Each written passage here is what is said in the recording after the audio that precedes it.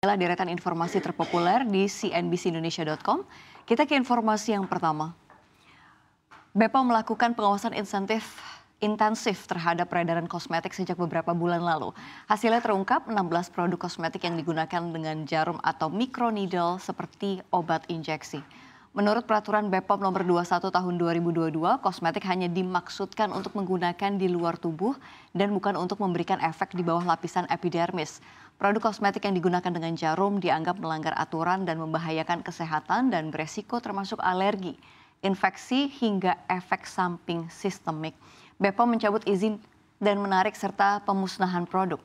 Masyarakat diminta untuk selalu membeli kosmetik dengan izin edar resmi dan tidak menggunakan produk yang diaplikasikan dengan jarum. Konsumen diminta selalu mengecek izin edar produksi melalui situs cekbepom.com.go.id atau aplikasi BPOM Mobile.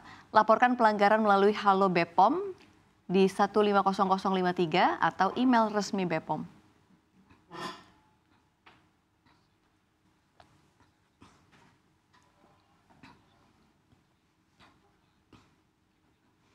Ya, masih dari dalam negeri, kali ini Menteri Keuangan Sri Mulyani Indrawati memastikan tarif pajak pertambahan nilai atau PPN yang diamanatkan Undang-Undang Harmonisasi Peraturan Perpajakan untuk naik menjadi 12% pada 2025 di bulan Januari harus dilaksanakan.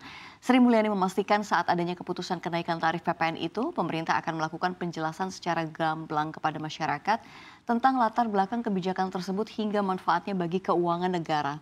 Apalagi ekonomi Indonesia saat ini tengah mengalami tekanan, tercermin dari tingkat konsumsi masyarakat yang terus melambat hingga kuartal ketiga 2024.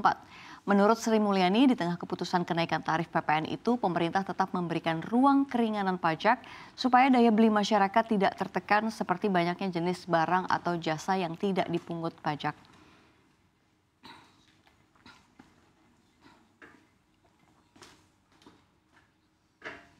Ya, di informasi selanjutnya ada harga komoditas emas global kini tengah mengalami tekanan besar seiring dengan penguatan signifikan dolar Amerika Serikat dan kenaikan imbal hasil obligasi Amerika Serikat. Pada Kamis 14 November hari ini harga emas spot turun hingga 0,9% dan berada di level 2.573,78 dolar Amerika Serikat per troy ounce dan menjadi yang terendah sejak September lalu.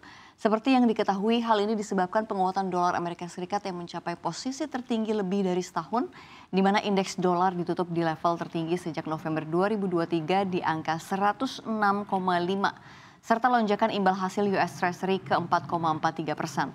Data inflasi Amerika Serikat terbaru menunjukkan kenaikan, di mana inflasi tahunan di Oktober mencapai 2,6%, naik dari 2,4% dari bulan sebelumnya membuat pasar ragu bahwa The Fed akan memangkas suku bunga di Desember. Pasar kini memprediksi kebijakan Trump yang lebih agresif bisa mendorong inflasi yang lebih tinggi, memperkuat dolar dan menekan emas lebih jauh. Sementara itu kondisi ini juga dapat mempengaruhi stabilitas pasar keuangan global termasuk Indonesia, di mana investor berpotensi memindahkan aset ke instrumen berbasis dolar.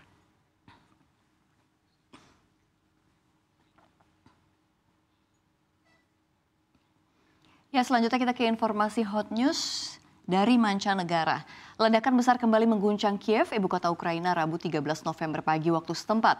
Hal ini menandai serangan rudal pertama Rusia ke kota itu sejak Agustus lalu. Serangan ini membuat sekitar 100 warga berlindung di stasiun metro Universitat di pusat Kiev, termasuk lansia dan anak-anak. Serangan tersebut menambah kekhawatiran di tengah masyarakat Ukraina yang telah bersiap menghadapi kemungkinan serangan besar dalam beberapa bulan terakhir, terutama karena jaringan energi mereka yang rentan terhadap serangan saat musim dingin makin dekat.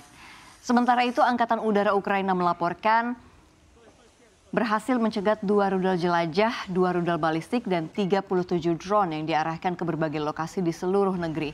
Meskipun tidak ada korban jiwa atau kerusakan parah di Kiev, puing-puing jatuh di wilayah sekitar ibu kota melukai seorang pria berusia 48 tahun dan menyebabkan kebakaran di sebuah gudang.